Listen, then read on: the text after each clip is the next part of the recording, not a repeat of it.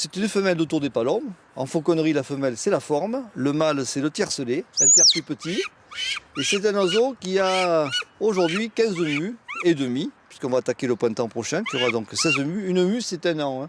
C'est un an, donc une femelle compliquée parce que je lui ai en deuxième mère, totalement imprégnée. L'imprégnation, c'est la relation entre l'homme et la nourriture. Une dominante, forte personnalité, dangereuse, agressive. Et je me suis sauvé grâce à la chasse parce que au début je me retrouvais crucifié, le dos planté, l'oiseau planté un peu dans le dos ou sur les mains, c'était pas terrible. Voilà. Après, grâce au territoire à lapin que j'avais extraordinaire et autres, j'ai pu avoir cette agressivité tournée vers la chasse. Et cet oiseau a toujours été reconnaissant, beaucoup de relations terribles, forte personnalité, le nid chaque année, une aire magnifique avec 3 œufs. Et depuis 15 ans, une magnifique histoire d'amour, une connivence terrible. Alors aujourd'hui, c'est vrai que quand il y a un intrus, l'oiseau était un peu jalouse, un peu inquiète, un peu tendue. Et j'espère que le comportement va vite se gommer d'ici une heure. Là.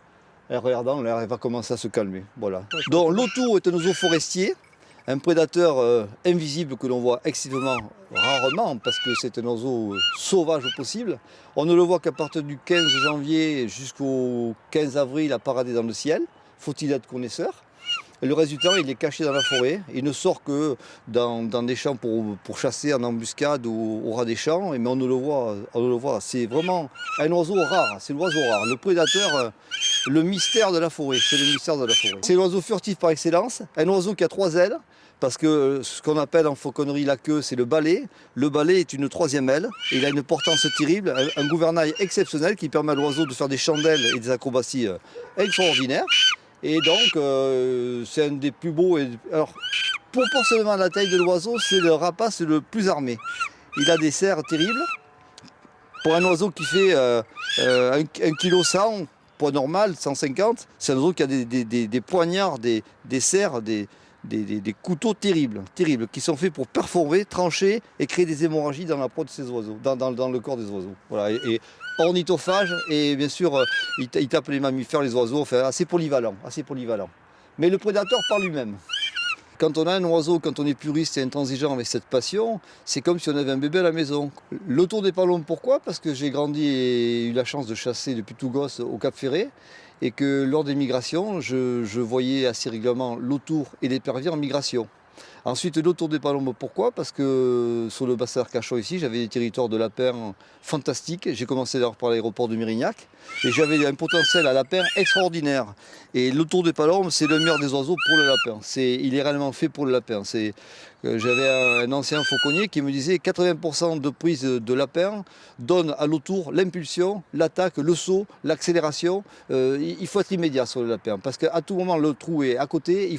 Ça va être dans l'impulsion la plus totale. Voilà. J'aurais chassé ailleurs dans des plaines immenses. J'aurais peut-être pris le faucon pèlerin. Mais l'autour, c'est l'oiseau le plus fascinant. C'est le plus mystérieux. Et puis ses regards, ses yeux, le regard, c'est le reflet de l'oiseau, de l'individu, même pour nous humains. Hein. Des yeux, c'est les yeux, c'est important. Pourquoi la chasse du bas-vol? Le territoire, l'environnement qui m'oblige à avoir dans un milieu fermé, couvert, un oiseau de bas-vol. Au vol, il m'aurait fallu être dans les plaines de la Bosse, dans des immensités propres, ou l'Andalousie ou l'Espagne, des endroits où il n'y a pas de forêt. Quand on a un endroit fermé, étriqué, seul l'autour des palombes est apte à chasser là-dedans, à pouvoir passer entre les ronces, les branches. Enfin bon, c'est beaucoup plus souple dans la chasse. C'est le territoire qui fait l'oiseau. Hein. C'est le choix de l'oiseau se fait en fonction de son territoire et du gibier, évidemment. Le tour des palombes, c'est un sprinter. C'est comme un guépard. Il a de l'énergie sur une courte distance. Contrairement à un faucon qui peut faire des dizaines de kilomètres en poursuite, l'autour c'est un sprinter. C'est-à-dire qu'il a de l'énergie sur 1 kilomètre. Après il va s'économiser, il va se percher et puis il va attendre la prochaine occasion. À l'état domestique, l'oiseau, à défaut d'avoir un fusil, j'ai un oiseau. Quand le chien est à l'arrêt et que le gibier part, quel qu'il soit, l'oiseau se déclenche, attaque et sur courte distance. Surtout chez moi ici en forêt ou en salle, j'ai remarqué que les faisans, quand ils étaient sur le point de se faire attraper, se transformaient en obus direct et se plantaient dans la bruyère. Le rapace ne voit plus sa proie et la prise est oubliée, abandonnée, c'est fini. Donc c'est assez compliqué. Parfois ça peut faire très rapidement un vol propre, ça c'est la chasse. Hein. Parfois c'est compliqué, parfois c'est nul, le territoire est sale, c'est très aléatoire. Malgré le fait que ce soit des faisans, et notamment des faisans de lâcher, il y a eu un lâcher la semaine dernière, le faisan d'élevage de nos jours est devenu quasiment un gibier compliqué en fonction du territoire. Il est évident qu'un faisan au milieu d'un stade, il n'a aucun échappatoire. Quand on a 1 mètre d'épaisseur de bruyère et de ronces, le faisan il court, et il court avant de décoller, donc c'est compliqué. Moi j'ai beaucoup d'admiration pour le travail des éleveurs de nos jours. C'est plus les cocottes d'il y a 30 ans, 40 ans nourries à la farine. On a maintenant des faisans, c'est extraordinaire le potentiel de défense qu'ils ont, c'est extraordinaire. Moi j'ai attrapé lundi dernier une poule faisane que j'ai volée 7 fois depuis 1 mois et demi. Elle a réussi à la capturer en plein vol, un très beau vol et de très grandes émotions. Cet oiseau lui faisait au revoir systématiquement, extraordinaire. Et je l'ai perdu à la volée donc 7 fois pour pouvoir enfin la capturer. Un oiseau, je pense, qui datait peut-être d'il y a 1 an, un lâcher, c'était certainement un vieil oiseau qui connaissait bien son territoire. Et 1 mois et demi pour chaque fois retomber dessus. Je la reconnaissais parce que quand elle partait, elle me faisait 100 mètres au taquet et après en plein vol elle faisait style tu sais pas, regarde, je t'ai eu. Et Lolita était en colère et souvent je la retrouvais au sol à chercher partout. Elle s'était plongée. Le temps d'arriver dans le sale, il me faisait parfois un quart d'heure, demi-heure. Et la poule avait réussi à glisser et à sortir de la zone à risque, quoi. Le principe d'attaque, notamment, chaque oiseau a sa particularité et sa personnalité. Souvent, Lolita me fait ce plaisir de partir parfois à l'attaque dans les brandes, je ne la vois pas. Je vois la prise, quelle qu'elle soit, s'échapper et par-dessous, je vois l'oiseau remonter et la trousser comme un état sauvage. Ça, c'est la particularité de l'autour qui trousse par-dessous, comme un requin blanc qui va choper à 45 degrés ses otaries en Pacifique. Elle me le fait souvent. La dernière poule lundi, ça a été le cas. Premier troussage, la poule a mis un coup de hanche, elle a réussi à se sortir de l'attaque, je ne sais pas comment, mais par contre, deuxième troussage, ça a été recto. Voilà, ça, son boulot, c'est celui-là, prendre par-dessous. C'est dommage d'avoir un oiseau qui finit à la remise. La remise, c'est-à-dire que l'oiseau, il poursuit jusqu'au bout, sachant très bien que le faisan va se poser et que ça va se finir au sol. Ça, c'est plutôt le boulot d'un travail d'une nourrice. L'autour, il est fait pour passer par-dessous et prendre. Ça, c'est ce que j'attends d'un autour des palombes. Voilà. Alors, on pourrait se dire qu'un grand oiseau comme ça, qui a quand même de l'envergure et qui vole très vite, pourrait être embêté dans la forêt, c'est le contraire. Ah, c'est tout le contraire. C'est tout le contraire. C'est un oiseau qui s'appuie au sol. C'est un oiseau qui va voler au plus bas pour se comprimer l'air entre les ailes et le sol et qui va s'appuyer pour se relancer par-dessous et est capable de monter, de faire une chandelle sur 10 mètres et faire des choses extraordinaires. Slalomer entre les troncs d'arbres, ça ne la gêne pas? Pas du tout. L'oiseau arrive à manœuvrer avec une vitesse excessive. Il est fait pour. C'est un oiseau réellement forestier. Cette agilité, elle fait partie de ton admiration? Ça fait partie du tempérament de l'autour que j'aime beaucoup. C'est à la fois la puissance et la légèreté.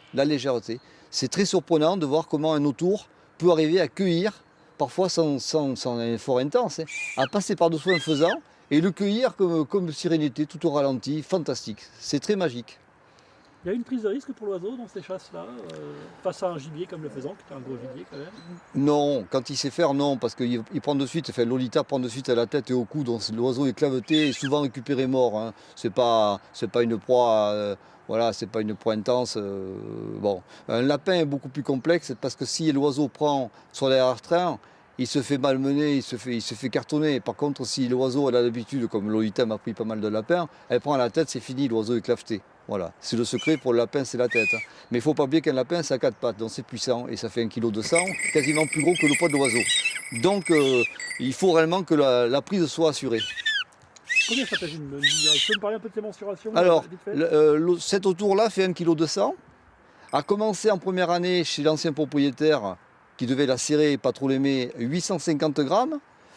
Et je suis actuellement rendu excessif parce que je me l'aime bien et voilà, qu'il y a de la complicité. Je suis rendu à un poids de 1050, ce qui est énorme, Mais l'oiseau, c'est dans le mental. Après, c'est l'oiseau a décidé, il a la performance. Ce sont des sportifs de très haut niveau. On ne peut pas faire un marathon Si on n'a pas mangé la veille, c'est pas vrai. Il y a une préparation. Si l'oiseau n'a pas mangé 3 jours pour être en poids de chasse, il ne sera pas performant. Il y a un juste milieu. Là, je suis au-dessus de la fourchette maximale, c'est évident. Mais j'ai failli la voir mourir il y a 2 ans, je suis gentil avec elle. Voilà. Normalement, son poids devrait être d'1 kilo. Voilà, ça c'est son poids normal, 1 kilo. Voilà. D'accord, c'est-à-dire qu'on ne prend pas son oiseau comme on prend son fusil pour la chasse, il faut s'assurer que le poids soit bon. Là, son poids de chasse, c'est son poids de chasse, c'est de l'ordre de 1 kg. Et là, bon, elle est un peu sauvage. Il y a un paramètre différent, c'est qu'il y a une tierce personne. Sinon, tous les deux, il ne ferait pas ce cinéma. Voilà. Mais ça va venir, on va s'adapter. Elle en a vu. Hein? Tu es en train de me dire, Pascal, qu'on est forcément un peu de trop dans une relation entre un homme et un oiseau? Évidemment. L'équipage, c'est un homme, enfin c'est un chasseur, c'est un oiseau et c'est un chien. Ça s'arrête là. Quand on commence à avoir des groupes, et c'est trop compliqué, c'est du stress pour le chien, pour l'oiseau. Moi, je suis un solitaire. Hein. Je pense que le vrai fauconnier, c'est un gars qui est tout seul dans son coin, qui ne demande rien à personne, et c'est le secret. Après, on tombe dans la compétition, dans les comparaisons, et c'est quoi ton oiseau, et c'est quoi ta télémétrie, c'est quoi tes bottes. On dérive, on parle plus de chasse. Là. La chasse, là, on parle pas. Là, on est, quand on a l'oiseau et le chien, on est dedans. Il faut y aller. Voilà, il faut y aller. Voilà. Alors, tu as évoqué un troisième larron dans l'histoire, si je peux parler comme ça. C'est le chien. Indispensable. Indispensable. Mais absolument indispensable. On a des faisans qui se plantent, ils sont là. On voit le trou planté. On a beau chercher, mettre l'avant-bras, on ne le voit pas. Donc, quelqu'un qui chasse sans chien, il chasse pas, c'est pas vrai. C'est absolument impossible de chasser sans chien. Ensuite, c'est une ration terrible. Il y a la ration terrible. J'ai remarqué que, bon, parfois ça le fait, mais je vois quand le chien est à l'arrêt, aussitôt, elle sait qu'il va se passer quelque chose. Elle sait que ça va péter, il va y avoir une action. Là. C'est pas possible. Donc, c'est le point de repère, hein, le chien. Le chien, c'est le point de repère, aussi bien pour l'homme que pour l'oiseau. C'est ce qu'on appelle un équipage. Hein. C'est réellement, c'est l'intimité d'une vie de couple. Hein. Il se passe des choses. Hein. Il y a des émotions ressenties. Hein. C'est sûr. Hein. C'est sûr. Hein. C'est indispensable. Ouais, très mignon. Oh, c'est un bon gars. Hein. Ouais. C'est l'héritier, lui. J'en avais 3, 2, 1. J'ai peur qu'après c'est moi. Hein. Donc je l'apprécie, je me l'aime beaucoup parce que lui, c'est l'héritier. Quelle est la nature des rapports presque contre nature entre l'oiseau et le chien? Contre nature, non. Parce que c'est comme un petit peu avec le furet. Au début, l'oiseau veut manger le furet. Et tout d'un coup, l'oiseau se dit, mais c'est mon meilleur ami, puisque le furet fait partir le lapin. Donc grâce au furet, je peux manger du lapin, donc c'est mon copain. Alors qu'au début, un jeune oiseau, il va bouffer le furet. L'oiseau, au début, c'est un peu le rival, c'est un peu l'interrogation. Et puis, c'est un symbole. Oh, s'il y a le chien, c'est qu'on va chasser. Si on va chasser, c'est qu'on va manger. Mais je peux en manger grâce au chien, donc c'est mon copain. Mais pour cette entente-là entre le chien et l'oiseau, il faut l'homme c'est la chasse. Il faut l'homme au milieu aussi. Certains disent que l'homme c'est le chef d'orchestre, mais là c'est les musiciens. Moi je dirais que la chasse c'est le phare. Le phare c'est le gibier. Le gibier c'est ce qui rapproche et qui marie l'oiseau, le chien et l'homme. Ça c'est fondamental. Et la prise concrétise ce rapport et l'efficacité de l'équipage. C'est très important. Mais il y a des liens qui se créent par l'intérieur de la passion de la chasse. Au niveau social, dans l'espèce humaine, qu'on soit ouvrier, médecin, politique ou autre, si à la chasse, on parle que de chasse, on parle plus de la situation professionnelle. C'est ce qui marie et qui unit les gens. La chasse ou n'importe quelle situation, là on parle de chasse, donc c'est la chasse. Est-ce qu'on peut parler d'un rapport affectif entre l'oiseau et le chien, mais même l'oiseau et le maître? Complètement. Complètement. C'est un oiseau qui, dès le mois de mars, ne me laisse plus rentrer dans sa volière. C'est sa maison. Elle me tuerait. Et dès fin mars, quand cette période de protection diminue, elle vient se mettre contre moi. Quand je commence à pouvoir la manipuler, je comprends qu'il est temps de la mettre en liberté dans cette autre volière qui est derrière, là, où là, elle va faire son nid avec moi. Je lui donne les branches, elle fait le nid, elle pond les œufs, et c'est parti pour 40 jours où on lui fout la paix. Je suis le complice, j'amène, voilà, elle m'attend. Quand je suis là, elle quitte son air pour se baigner. Si je suis pas là, elle quitte pas les œufs. C'est très compliqué. C'est vraiment une relation très intéressante. C'est très émouvant. Alors certains fauconniers n'osent pas cependant parler de rapport affectif. Ils disent qu'il y a quand même, à la différence d'un maître et son chien ou d'un homme et le chien, où on arrive à apercevoir C'est un pas qu'ils ne veulent pas franchir en parlant de l'autoursier ou du fauconnier avec son oiseau. Oui, parce que ça peut être dangereux. Ça s'appelle ce qu'on appelle l'imprégnation. Ça peut être dangereux. Mais moi, je suis pour. C'est toujours pareil. Si on a un oiseau agressif et qui reste agressif, il vaut mieux arrêter de faire des câlins et il faut couper cette relation. Si on a un oiseau compliqué, qui était initialement agressive, elle l'est toujours, je la connais, hein. Forte personnalité. Mais je veux entretenir cette relation parce que ça donne de la richesse. Moi, l'année dernière, il m'est arrivé un truc. Je suis arrivé au milieu des bois. Madame est partie sur une poule faisane. Heureusement, elle ne l'a pas eu. Elle est partie hyper loin dans ma forêt landaise. C'est totalement homogène. On ne se retrouve pas. Je sors ma télémétrie. Plus de piles dans la télémétrie. J'étais nu, à poil, l'oiseau, je ne sais pas où. Et il fallait que je retrouve à la voiture. Je n'allais pas rentrer sans laisser l'oiseau. Hors de question. Bilan. J'ai sifflé, comme je fais ici à la maison. J'ai sifflé.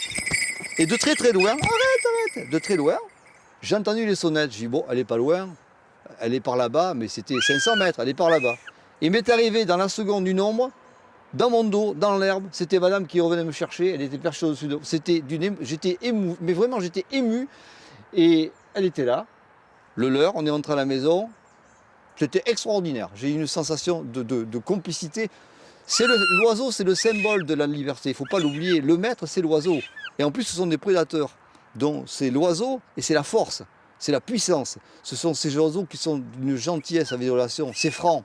C'est la franchise, c'est terrible. Terrible. Terrible. C'est à la vie, à la mort, ça. Tu as un lexique quasiment matrimonial pour parler de ta relation avec Lolita.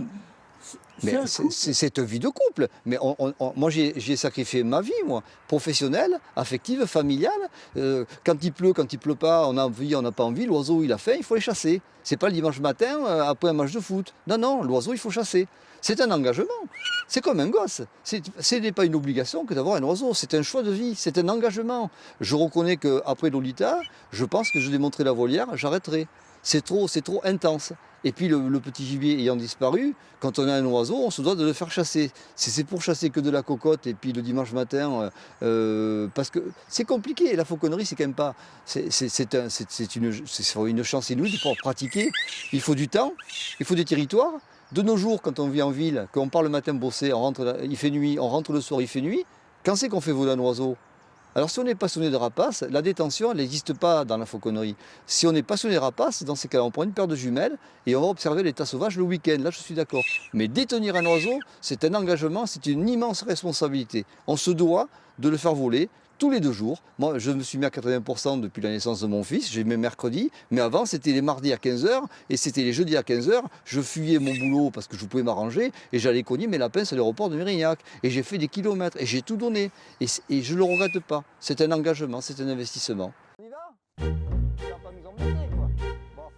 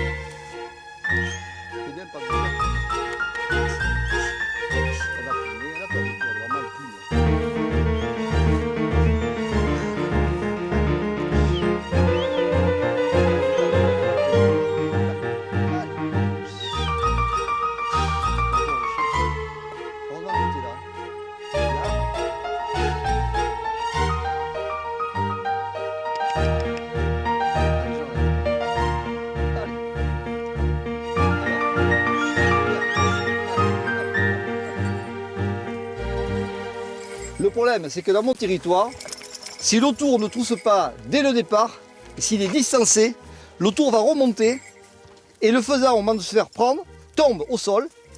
C'est fini, c'est mort, c'est oublié. Il est planté, il ne bouge plus, il est immobile. Et l'autour ne le voit pas. C'est ce qui se passe à l'état sauvage. Une proie éventuelle qui ne bouge pas, que ce soit un lapin ou autre, c'est l'immobilisme, le prédateur ne voit pas. Et il passe à côté, il ne sait pas. Il ne sait pas. Voilà le problème. Donc après, c'est pas des jolis vols. Quand c'est beau, c'est quand ça pète plein vol. Voilà, c'est l'autour ça. Allez, cocotte.